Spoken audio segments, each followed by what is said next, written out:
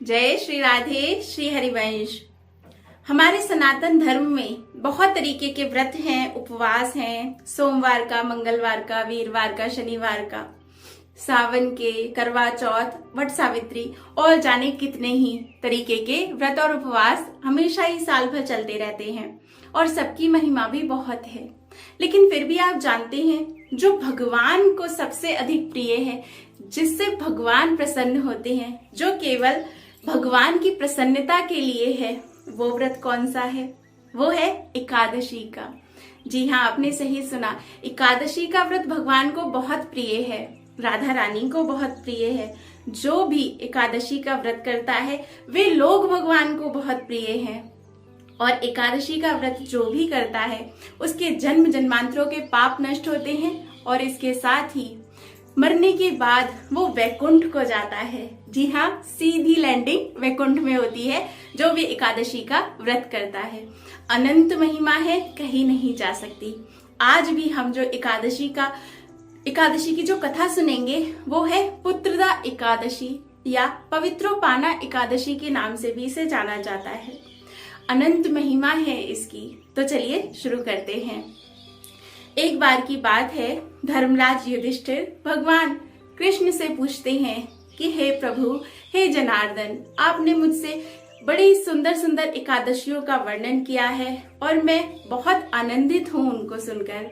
पर अब मैं आपसे शुक्ल पक्ष की जो सावन में जो एकादशी आती है उसकी महिमा को सुनना चाहता हूँ। कृपया करके उसके बारे में मुझे विस्तार से बताइए।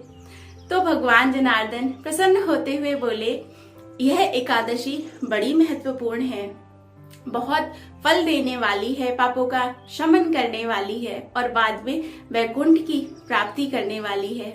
यहाँ तक ही नहीं, जो भी इस एकादशी की व्रत की सिर्फ कथा को सुनता है उसे भी वाजपेयी यज्ञ का फल प्राप्त होता है।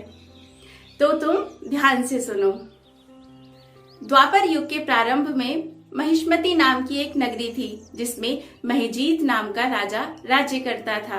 वह राजा बड़ा ही धर्मपरायण था, धर्म पर चलता था और अपनी प्रजा का पालन पुत्र के समान करता था। बड़ा ही प्रेम करता था और बड़े ही धर्म से चलता था। लेकिन उसके कोई संतान नहीं थी, जिसके कारण वह बड़ा ही दुखी रहा करता था। एक दिन उसने अपने राज्य के सभी मंत्रियों को बुलाया और उनसे चर्चा की। क्या कहा? वह बोला, आप सभी बहुत अच्छे से परिचित हैं। मैंने कभी किसी का अनिष्ट नहीं किया, कभी अधर्म आचरण नहीं किया, अपनी प्रजा का सदा ही पुत्र की भांति लालन पालन किया है, कभी निर्दोष को दंड नहीं दिया। फिर भी मेरे कोई पुत्र नहीं है। मैंने कभी भी अपने संबंधियों को भी अगर उनका दोष है तो उनका साथ नहीं दिया, बल्कि उन्हें दंड ही दिया है। और यहीं पर मैंने अपने दुश्मनों को भी गले लगाया है, उनका सम्मान किया है अगर वो धर्म का आचरण करते हैं। पर इतना सब करने के बाद भी मेरी ये गति, मेरे कोई पुत्र नहीं है, कोई संतान नहीं है। इसका क्या कारण है? आप सभी मुझे बताइए और मुझे क्या करना चाहिए। सभी मंत्रियों ने राजा की बात सुनी। सब जानते तो थे ही और दुखित भी थे, लेकिन उन्होंने राजा से कहा कि हम जरूर इसका पता लगाते हैं। इसी बात का पता लगाने के लिए वे सभी मंत्री जंगल में निकल गए और वहां पर साधु सन्यासियों के दर्शन करते हुए बस बढ़ते ही जा रहे थे। इस आश्रम से उस आश्रम बहुत दान धर्म करते हुए आगे बढ़ते गए, क्योंकि वे किसी ऐसे ऋषि मुनि की तलाश कर रहे थे जो भूत, भविष्य और वर्तमान तीनों कालों के ज्ञाता हो, ताकि वो उन्हें बता सके कि राजा के पुत्र क्यों नहीं हैं। विचरण करते करते वे आगे पहुंचे और वहां पर एक आश्रम में उन्होंने एक बड़े ही तेजस्वी ऋषि को बैठे हुए देखा। उनका तेज कहा नहीं जा सकता, बड़ा ही तेज था उनके चेहरे पर। उनको उन्होंने प्रणाम किया तो वे ऋषि थे, ऋषि लोमश। उनके शरीर पर रोम में बहुत सारे बाल थे, इसीलिए उन्हें लोमश ऋषि कहा जाता था, क्योंकि जो उनके रोम से एक भी बाल झड़ता था वो बाल तब झड़ता था जब ब्रह्मा जी का एक कल्प पूरा होता था। जी हाँ, तो वे बड़े ही धर्मपरायण थे और बड़े ही तेजस्वी थे। उन्होंने इनसे आने का कारण पूछा कि कहो तुम यहाँ क्यों आए हो, तुम्हारी क्या कामना है। निश्चित ही मैं तुम्हारा हित करूंगा, मुझसे अपनी परेशानी कहो। मंत्रियों ने उन्हें प्रणाम करते हुए कहा, हे प्रभु, आप तो सब कुछ जानते हैं, ऐसा क्या है जो आपसे छिपा हुआ है, और हम भी एक कामना लेकर ही आपके पास आए हैं। हम आपसे जानना चाहते हैं कि हमारे राजा महिजीत, उनका क्या दोष है जिसके कारण उन्हें कोई पुत्र नहीं है। क्या कारण है, वे तो बड़े ही धर्मपरायण हैं। इस पर लोमश ऋषि ने ध्यान किया और ध्यान करके उन्होंने देखा और कहा, तुम्हारे महिजीत राजा पिछले जन्म में वैश्य थे और इधर उधर गांव से गांव घूमकर व्यापार करते थे। व्यापार करने के साथ ही उन्होंने कुछ गलत कर्म भी किए थे, लोभ में, लालच में। और इसके साथ ही एक दिन क्या हुआ, एक दिन वे कार्य से, व्यापार से गांव घूम रहे थे। उन्हें कोई अन्न जल नहीं मिला। उस दिन एकादशी थी और ऐसे ही घूमते घूमते अगला दिन द्वादशी भी हो गई। द्वादशी के दिन उन्हें बड़ी प्यास लगी तो वे पानी की तलाश में एक सरोवर पर पहुंचे। जैसे ही वो वहां पानी पीने लगे, वहां पर एक गाय अपने बछड़े के साथ आ गई। वो भी पानी पीने लगी। बस उस समय उन्होंने क्या किया, उस गाय को वहां से भगा दिया। ये बहुत बड़ा उनसे अपराध बन गया और इसी अपराध के कारण आज उनकी संतान नहीं है।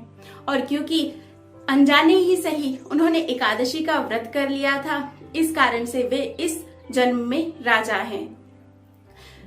यह सारी बात सुनकर मंत्रियों ने कहा, हे प्रभु, तो अगर उनसे अपराध हुआ है तो हमारे शास्त्रों में अपराधों का शमन करने के लिए भी बहुत से उपाय बताए गए हैं। कृपया करके आप ही मार्गदर्शन करिए।